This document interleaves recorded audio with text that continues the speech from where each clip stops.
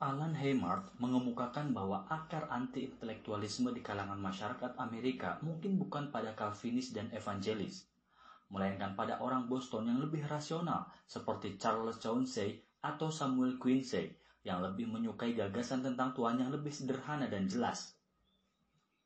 Di dalam Yudaisme juga terjadi perkembangan yang sangat mirip dan mempersiapkan jalan bagi penyebaran cita-cita kaum rasionalis di kalangan Yahudi dan memungkinkan banyak di antara mereka untuk berasimilasi dengan non-Yahudi di Eropa. Pada tahun apokaliptik 1666, seorang Mesias Yahudi menyatakan bahwa penebusan dosa telah tiba. Secara ekstatik, dia diterima oleh Yahudi di seluruh penjuru dunia. Sabbatai Zevi dilahirkan pada tahun 1626, bertepatan dengan peringatan ulang tahun penghancuran kuil dari sebuah keluarga Sephardi kaya di Smyrna, Asia Kecil. Ketika dewasa, dia mengembangkan kecenderungan aneh yang pada masa sekarang bisa didiagnosis sebagai perilaku depresi berlebihan. Dia pernah mengalami periode keputusasaan berat. Saat itu, dia pergi meninggalkan keluarganya dan hidup menyendiri. Ini disusul dengan kegirangan yang berujung pada ekstase. Selama periode serba berlebihan ini, dia kadang-kadang secara sengaja dan dengan spektakuler melanggar hukum Musa. Di depan umum, dia memakan makanan yang diharamkan, menyebutkan nama Tuhan yang sakral dan mengaku diperintahkan melakukan semua itu berdasarkan sebuah wahyu khusus. Dia percaya bahwa dirinya lah Mesias yang telah lama dinantikan. Akhirnya, para rabi tak dapat lagi menahan rasa sabar dan pada tahun 1656, mereka mengusir Sabbatai keluar dari kota. Sabbatai menjadi pengelana di antara komunitas-komunitas Yahudi kerajaan Utsmani. Selama masa sakit jiwa di Istanbul, dia menyatakan bahwa Taurat telah dihapuskan dengan berteriak keras, "Semoga engkau dirahmati, wahai Tuhan kami, yang mengizinkan apa-apa yang dilarang." Di Kairo, dia menimbulkan skandal dengan mengawini seorang wanita yang melarikan diri dari pembunuhan massal di Polandia pada tahun 1648 dan hidup sebagai pelacur. Pada tahun 1662, Sabbatai berangkat ke Yerusalem. Pada saat ini, dia mengalami fase depresif dan yakin bahwa dirinya pasti dikuasai oleh setan. Di Palestina, dia mendengar berita tentang seorang rabi muda terpelajar bernama Nathan. Rabi Nathan adalah ahli mengusir setan, maka Sabbatai bermaksud menemuinya di Gaza. Seperti halnya Sabbatai, Nathan pernah mempelajari Kabalah Ishak Luria. Ketika bertemu dengan Yahudi dari Smyrna yang bermasalah itu, Nathan mengatakan bahwa Sabbatai tidak sedang dikuasai setan. Kesedihannya yang mendalam merupakan bukti bahwa dia memang seorang Mesias. Tatkala Sabbatai turun ke kedalaman itu, dia berperang melawan kekuatan-kekuatan jahat dari sisi lain, melepaskan cahaya ilahi di dalam kalipot yang hanya ditebus oleh Mesias sendiri. Sabbatai memiliki misi untuk turun ke neraka sebelum dia bisa mencapai penebusan akhir bagi Israel. Pada mulanya Sabbatai tidak menyetujui ini, namun akhirnya kefasihan Nathan berhasil melunakkan hatinya. Pada 31 Mei 1665, tiba-tiba dia dikuasai kegirangan luar biasa dan dengan dukungan Nathan, dia mengumumkan misi mesianiknya. Para rabi terkemuka menganggap semua ini sebagai omong kosong yang berbahaya. Namun banyak orang Yahudi Palestina mengakuinya. Sabbatai memilih 12 orang murid untuk menjadi hakim bagi suku-suku Israel yang akan segera dipersatukan kembali. Nathan menyiarkan berita baik bagi komunitas-komunitas Yahudi dalam surat-suratnya yang disebarkan ke Italia, Belanda, Jerman, Polandia, serta ke kota-kota di Imperium Utsmani. Demam mesianik pun menyebar bagaikan kobaran api ke seluruh dunia Yahudi. Abad-abad yang syarat dengan pembantaian dan pengusiran yang telah mengucilkan orang Yahudi Eropa dari kelompok besarnya dan kondisi yang tidak sehat ini mendorong banyak orang untuk percaya bahwa masa depan dunia bergantung pada orang Yahudi saja. Kaum Sephardim, keturunan Yahudi yang diusir dari Spanyol, mempercayai Kabalah Lurianik dengan sepenuh hati dan banyak di antara mereka yang mulai percaya bahwa hari akhir akan segera tiba. Semua ini mendorong kultus Sabbatai Zevi. Sepanjang sejarah Yahudi telah banyak bermunculan orang-orang yang mengklaim sebagai Mesias, namun tak ada yang berhasil menarik dukungan sedemikian masif. Orang Yahudi yang berkeberatan terhadap pernyataan Sabbatai menjadi terancam. Para pendukungnya datang dari semua kelas masyarakat Yahudi, kaya dan miskin, terpelajar ataupun tidak. Pamflet dan sebaran menyiarkan kabar gembira dalam bahasa Inggris, Belanda, Jerman, dan Italia. Di Polandia dan Lituania diselenggarakan prosesi umum untuk menghormatinya. Di Imperium Utsmani, para rabi berkeliling menyebarkan visi yang menampakkan Sabbatai duduk di atas singgasana. Semua kegiatan dunia usaha dihentikan. Semua Yahudi di Turki menghapuskan nama Sultan dari doa-doa hari Sabat dan menggantikannya dengan nama Sabbatai. Akhirnya, ketika Sabbatai tiba di Istanbul pada Januari 1666, dia ditangkap sebagai pemberontak dan dipenjarakan di Gallipoli. Setelah abad-abad yang syarat dengan penyiksaan, pengusiran, dan penghinaan, muncullah harapan. Orang Yahudi di seluruh dunia merasakan kebebasan dan kemerdekaan batin yang mirip dengan pengalaman ekstasi para kabalis ketika merenungkan misteri Sefirot. Pengalaman pembebasan kini tak lagi merupakan hak istimewa segelintir orang, namun menjadi khazanah yang bisa dicapai oleh orang awam. Untuk pertama kalinya orang Yahudi merasa bahwa hidup mereka bermakna.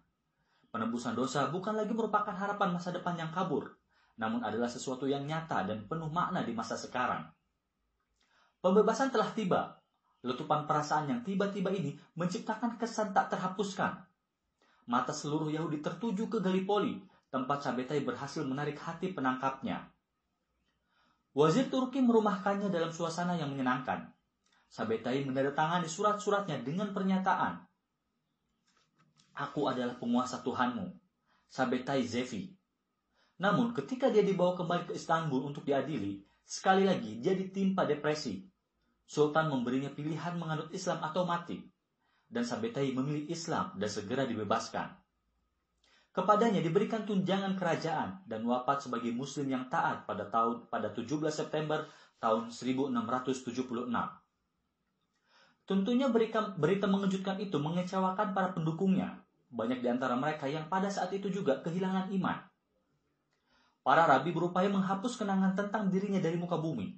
Mereka menghancurkan semua surat, pamflet, dan risalah tentang Sabbatai. Hingga saat ini, masih banyak orang Yahudi yang malu akan aib mesianik tersebut dan kesulitan untuk menyikapinya. Para rabi maupun rasionalis meremehkan arti pentingnya. Namun, baru-baru ini, banyak ilmuwan yang mengikuti pemahaman Gershom Scholem atas episode yang ganjil ini. Agak mengherankan, banyak orang Yahudi yang tetap setia kepada Mesias mereka, walaupun dengan kemurtadannya. Pengalaman penebusan dosa merupakan hal yang sangat besar sehingga mereka tidak percaya bahwa Tuhan membiarkan mereka tertipu. Salah satu hal yang paling mencolok dari pengalaman keagamaan tentang pembebasan adalah kemampuannya menafikan fakta dan rasio.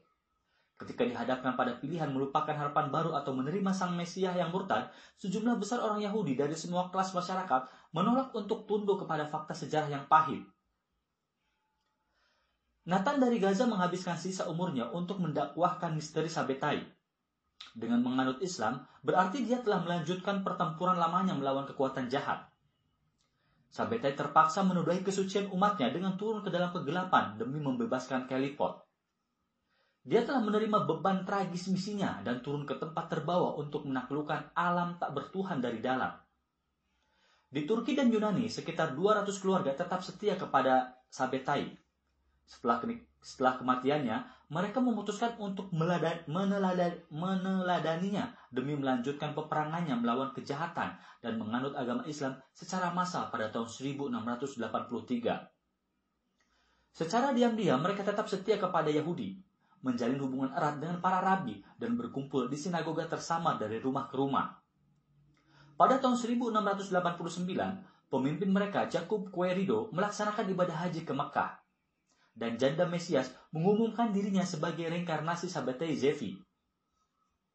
Masih ada sekelompok kecil Donme atau orang murtad di Turki yang secara lahiriah menjalani ajaran Islam, namun secara diam-diam tetap berpegang teguh pada agama Yahudi.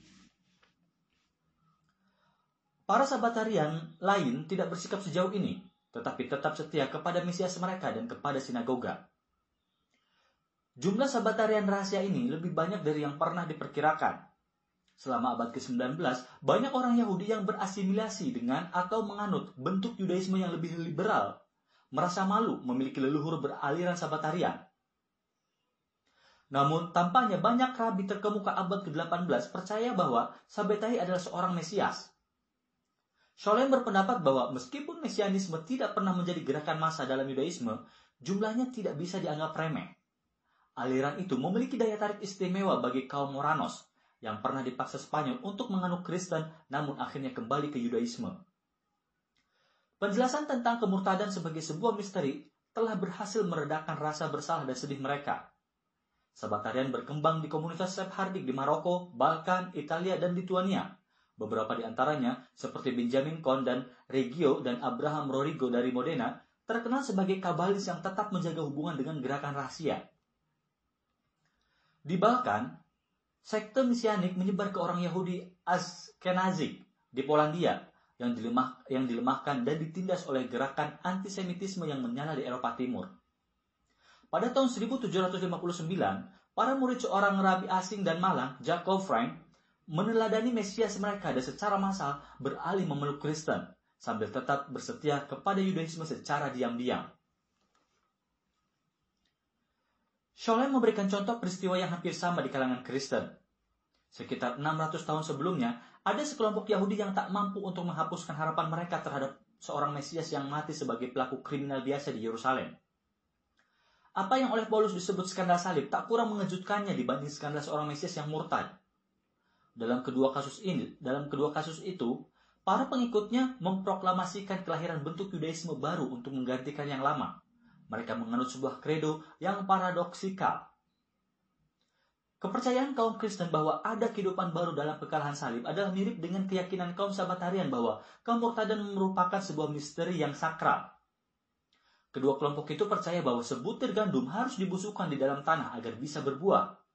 Mereka percaya bahwa Taurat yang lama sudah mati dan digantikan oleh hukum baru dari Roh Kudus.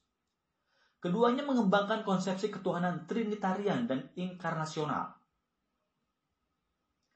Sebagaimana kebanyakan kaum Kristen abad ke-17 dan ke-18, Sabbatarian percaya bahwa mereka tengah berdiri di ambang dunia baru. Para kabalis berulang-ulang menyatakan bahwa pada hari akhir misteri sejati Tuhan yang telah menjadi kabur selama di pengasingan akan diungkapkan. Para Sabbatarian yang percaya bahwa mereka hidup di era mesianik merasa bebas untuk melepaskan diri dari kepercayaan lama tentang Tuhan, meskipun itu berarti menerima teologi yang jelas-jelas menghujat. Abraham Cardozo, yang lahir sebagai seorang Marano dan mempelajari teologi Kristen, percaya bahwa semua orang Yahudi ditakdirkan untuk murtad karena dosa-dosa mereka. Ini merupakan hukuman bagi mereka. Akan tetapi, Tuhan telah menyelamatkan umatnya dari takdir yang buruk ini dengan membiarkan seorang Mesias melakukan pengorbanan besar atas nama mereka.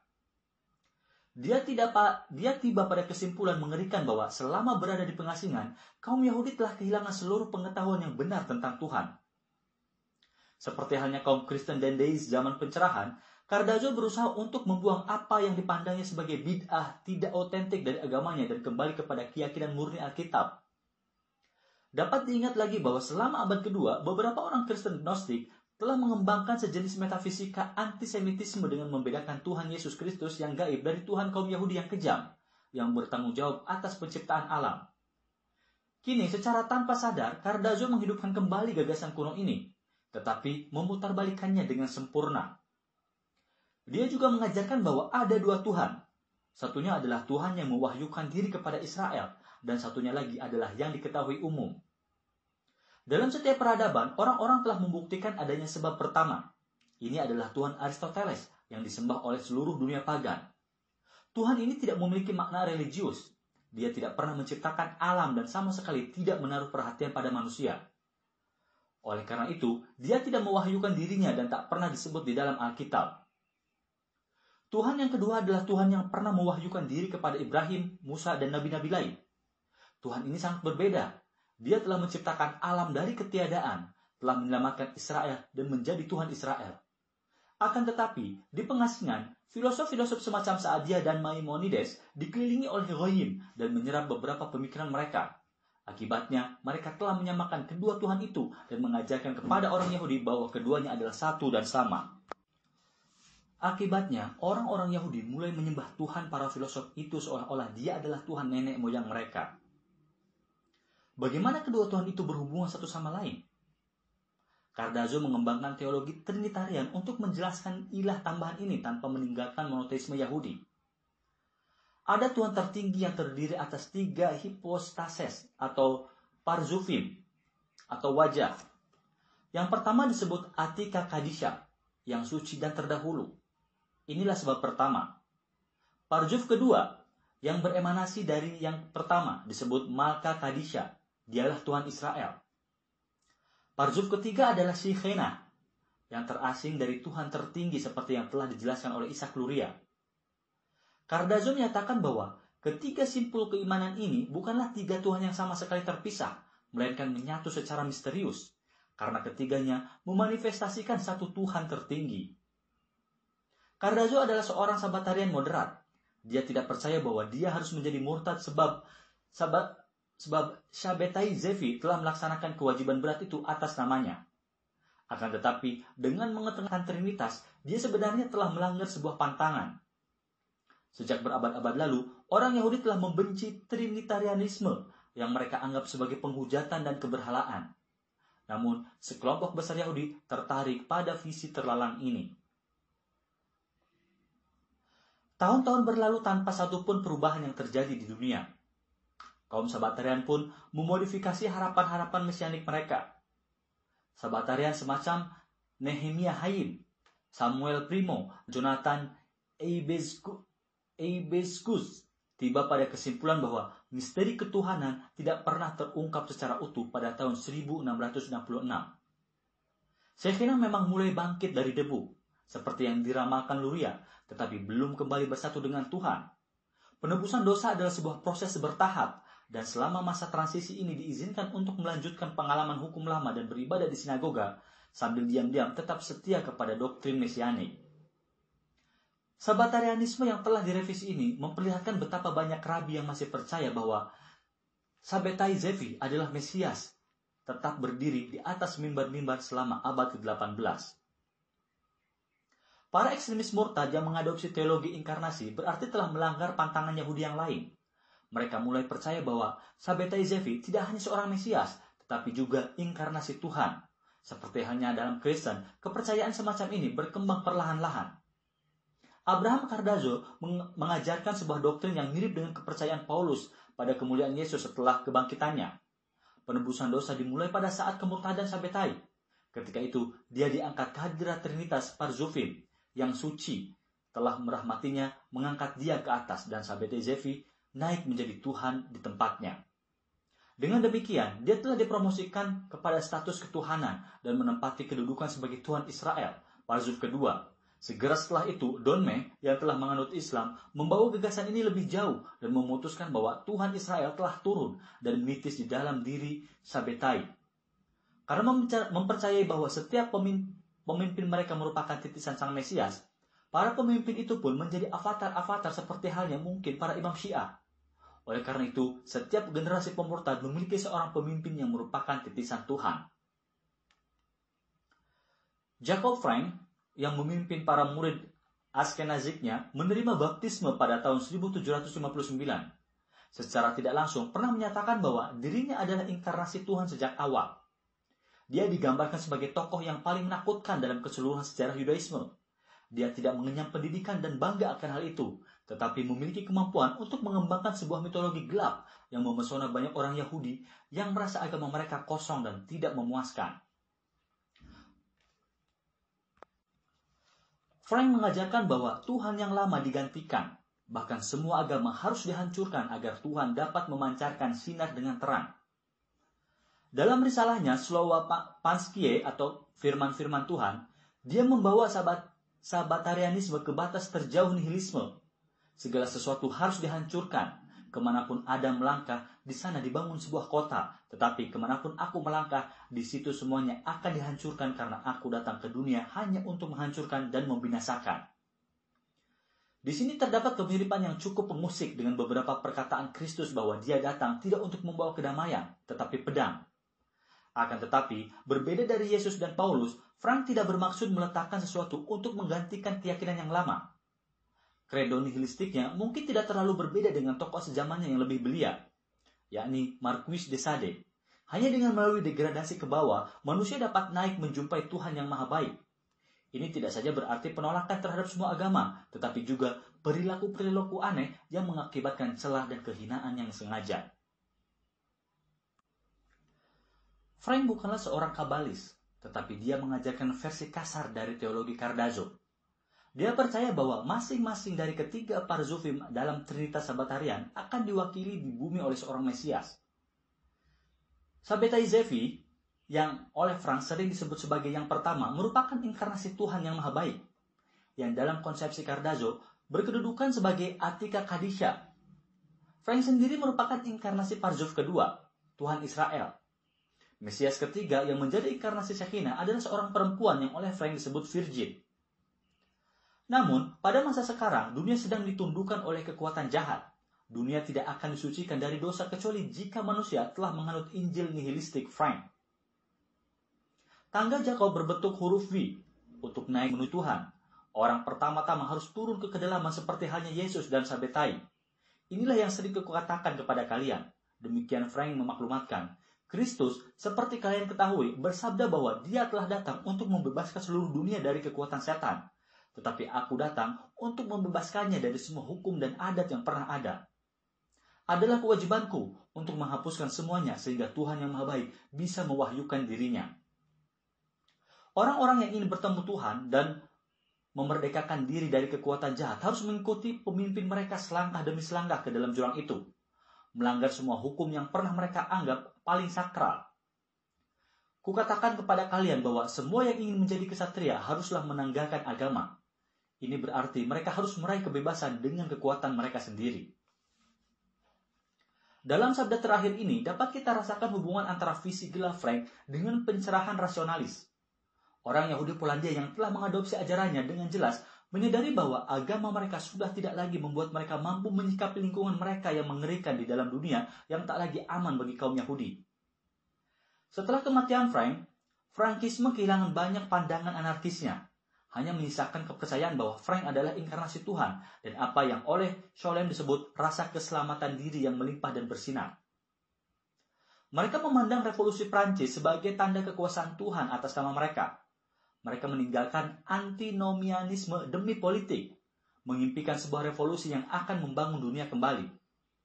Dengan cara yang sama, Donme yang beralih menganut Islam sering adalah seorang aktivis Turki muda pada tahun-tahun awal abad ke-20 dan banyak yang berasimilasi sepenuhnya ke dalam Turki sekuler Kemal Atatürk. Permusuhan yang dirasakan oleh semua Sabbatarian terhadap kesalehan lahiriah dalam pengertian tertentu merupakan pemberontakan terhadap kondisi ghetto. Sabbatarianisme yang pernah melihat agama yang terbelakang dan obskurantis seperti itu telah membantu mereka untuk memerdekakan diri dari adat lama dan membuat mereka terbuka terhadap ide-ide baru. Sabbatarian moderat yang secara lahiriah tetap setia kepada Yudaisme sering menjadi pelopor dalam pencerahan Yahudi. Mereka juga aktif dalam mewujudkan reformasi Yudaisme selama abad ke-19. Mas Philip yang melakukan reformasi ini acap memiliki gagasan yang merupakan campuran yang lama dan yang baru. Joseph Goethe dari Praha, misalnya, yang menulis sekitar tahun 1800, berkata bahwa pahlawan-pahlawannya adalah Moses Mendelssohn, Immanuel Kant, Sabbatai Zevi, dan Isaac Luria. Tidak semua orang meniti jalan menuju modernitas melalui jalur sains dan filsafat yang pelik. Kredo mistikal dari Yahudi dan Kristen radikal yang menancap ke dalam hati memampukan mereka menghadapi sekularisme yang pernah mereka anggap menjijikan. Beberapa di antara mereka mengadopsi gagasan baru tentang Tuhan, gagasan yang pada akhirnya memampukan keturunan mereka mencampakkan Tuhan sama sekali. Pada saat yang sama, ketika Jacob Frank mengembangkan ajaran nihilistiknya, orang Yahudi Polandia lainnya menemukan seorang Mesias yang sangat berbeda. Sejak peristiwa pembunuhan massal tahun 1648, Yahudi Polandia mengalami trauma dislokasi dan demoralisasi yang sama kuatnya dengan pengusiran kaum Sephardim dari Spanyol. Banyak di antara keluarga Yahudi Polandia yang sangat terdidik dan spiritual dibunuh Barat yang relatif lebih lemah, yang relatif lebih aman. Puluhan ribu orang Yahudi terlantar dan banyak di antara mereka menjadi gelandangan, berkelana dari kota ke kota karena dilarang mendirikan tempat tinggal yang permanen. Para rabi yang menetap biasanya berasal dari golongan yang rendah dan menjadikan rumah-rumah ibadah sebagai tempat berlindung dari realitas dunia luar yang suram. Kabalis pengembara berbicara tentang kekejaman dan kegelapan dunia akhirat sitra atau sisi lain yang terpisah dari Tuhan. Bencana Sabbatai Zevi juga berkontribusi terhadap rasa kecewa dan anomali khalayak. Sebagian Yahudi Ukraina telah dipengaruhi oleh gerakan Kristen pietis yang juga tumbuh di gereja Ortodoks Rusia. Kaum Yahudi telah mulai menciptakan bentuk agama karismatik yang serupa. Ada laporan tentang orang Yahudi yang jatuh ke dalam ekstasi, bernyanyi dan bertepuk tangan ketika berdoa. Selama tahun 1730-an, salah seorang tokoh ekstatik ini muncul sebagai pemimpin agama hati versi Yahudi dan mendirikan aliran yang dikenal sebagai Hasidisme. Israel ben Eliezer bukanlah seorang ilmuwan. Dia lebih suka berjalan di dalam hutan, menyanyikan lagu dan berkisah kepada anak kecil, serta belajar Talmud. Dia dan istrinya hidup miskin dan terhina di Polandia Selatan, dalam sebuah gubuk di pegunungan Carpathia. Selama beberapa tahun dia menggali kapur dan menjualnya kepada penduduk di dekat kota. Kemudian dia dan istrinya menjadi pelayan penginapan. Akhirnya, ketika berusia kira-kira 36 tahun, dia menyatakan diri sebagai seorang penyembuh iman dan ahli pengusir setan. Dia melakukan perjalanan ke berbagai desa di Polandia, mengobati penyakit para petani dan penduduk kota dengan ramuan rempah-rempah, jimat, dan mantra-mantra. Ada banyak dukun pada masa itu yang mengaku bisa menyembuhkan penyakit dengan nama Tuhan. Israel kini menjadi seorang Baal Shem Tov, pemilik nama yang maha baik. Meski tidak pernah ditahbiskan, para pengikutnya mulai memanggilnya Rabi Israel Baal Shem Tov atau Besht. Kebanyakan dukun memiliki kekuatan magis, tetapi Besht juga seorang ahli mistik. Episode Sabbatai Zevi telah meyakinkannya tentang bahaya mencampur mistisme dengan mesianisme, dan dia kembali kepada bentuk asal kabalisme yang tidak ditujukan bagi sekelompok elit saja, tetapi untuk semua orang. Alih-alih memandang jatuhnya percikan cahaya ilahi sebagai malapetaka, Besht mengajak para Hasidim untuk memperhatikan sisi yang terang. Percikan cahaya itu tersimpan dalam setiap makhluk, dan ini berarti seluruh dunia dipenuhi oleh kehadiran Tuhan. Seorang Yahudi yang taat dapat mengalami Tuhan dalam perbuatan terkecil kehidupan sehari-hari, ketika dia makan, minum, atau bercinta dengan istrinya, karena percikan cahaya ilahi ada di mana-mana. Oleh karena itu, manusia tidak dikelilingi oleh setan-setan, tetapi oleh Tuhan yang hadir dalam setiap embusan angin atau helai rerumputan. Dia ingin agar orang-orang Yahudi mendekatinya dengan penuh keyakinan dan kegembiraan.